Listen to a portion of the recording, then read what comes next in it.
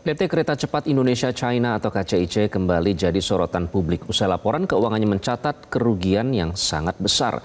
Kondisi ini pun membuat BUMN Indonesia yang menjadi pemegang sahamnya harus ikut menanggung rugi.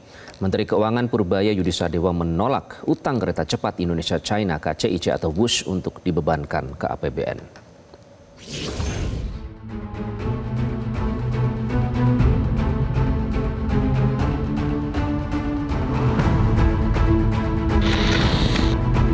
Utang proyek kereta cepat Indonesia China (KCIC) atau WUSH kian membengkak hingga menembus 116 triliun rupiah atau sekitar 7,2 miliar dolar Amerika Serikat.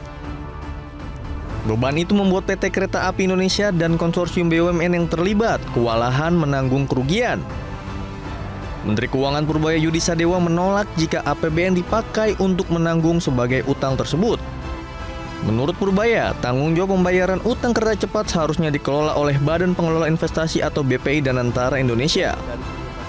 Bendahara negara menyebut saat ini pihaknya belum menerima pembahasan resmi dari pihak terkait mengenai usulan agar sebagian utang WUSH ditanggung negara. Purbaya menilai Danantara sudah memiliki kapasitas keuangan yang cukup kuat seperti dividen untuk selesaikan masalah tanpa perlu andalkan APBN.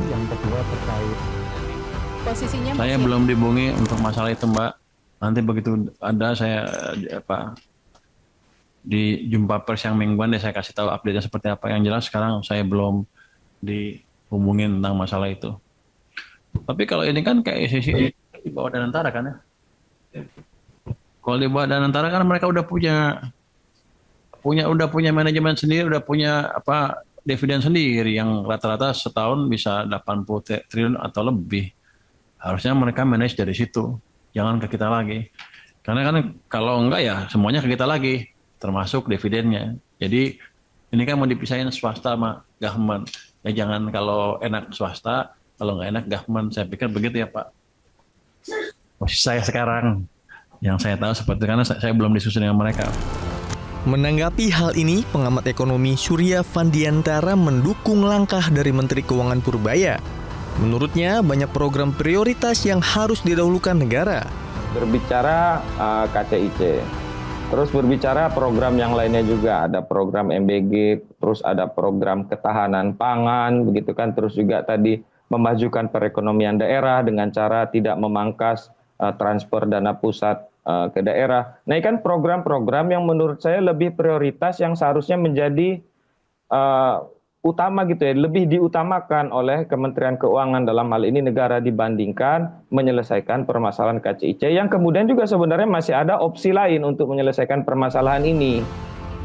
Sebelumnya, Chief Operating Officer atau COO BPI Danantara Doni Oskaria menyatakan Danantara telah menyiapkan 2 skema penyelesaian utang proyek kereta cepat Indonesia China atau KCIC 116 triliun rupiah. Opsi pertama yakni menambahkan penyertaan modal kepada PT KAI atau menyerahkan infrastruktur kereta cepat kepada pemerintah. Menurut ekonom, skema yang ditawarkan Danantara tidak menyelesaikan persoalan utang KCIC.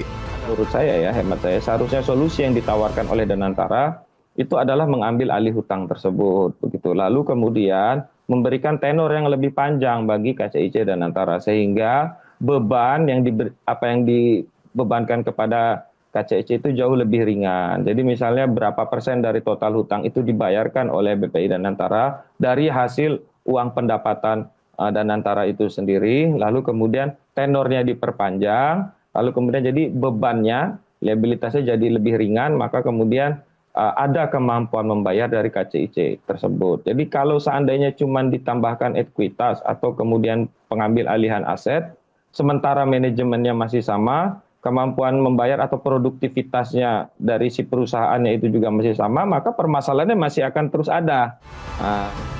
Bagaimanapun caranya, persoalan utang kereta cepat memang harus dibayar. Namun, jangan sampai persoalan utang ini menambah beban rakyat. Tim Liputan, Metro TV. Jelajahi cara baru mendapatkan informasi. Download Metro TV Extend sekarang.